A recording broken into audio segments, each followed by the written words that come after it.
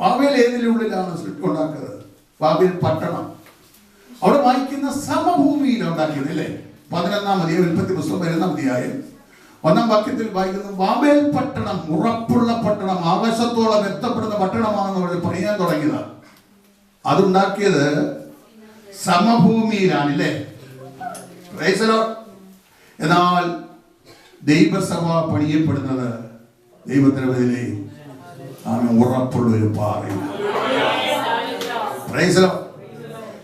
ദൈവം ഈ പർവ്വതത്തിന്റെ മുകളിൽ ഈ ആലയം പണിയത് കൊണ്ട് ദൈവത്തിന് വലിയ പദ്ധതി ഉണ്ടായിരുന്നു. അതാണ് ആ 2:2 വായിക്കുന്നു, സകല ഭൂമിയും സകല വംശങ്ങളും അതിലേക്ക് ഒഴുകി ചെല്ലണമെന്നൊക്കെ ദൈവത്തിന്റെ ആത്മാവ് ആഗ്രഹിച്ചു.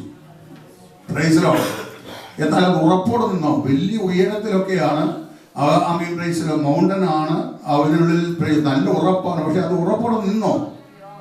യെശയ്യാപ്രവചനം 64-ാം അധ്യായത്തിന്റെ 10-ാം വാക്യം വായിച്ചാൽ നമുക്ക് കാണുവാൻ സാധിക്കുന്നുണ്ട്, അത് ശൂന്യമായി പോയി, അത് തകർന്ന തരിപ്പണമായി പോയി അല്ലേ? ദൈവിക പദ്ധതി അവിടെ നടന്നില്ല. The foundation is upon the holy mountain, and we can see the holiness is the strength and stability of the church.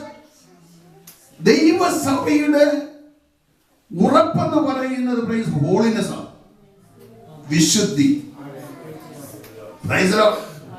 വിശുദ്ധി നഷ്ടപ്പെട്ട സകലതും തകരും. സഹോദരം, ഇന്ന് ഈ സഭ വിശുദ്ധ സഭയായി മാറുവാൻ കാരണം വിശുദ്ധര് വന്നതുകൊണ്ടാണ്.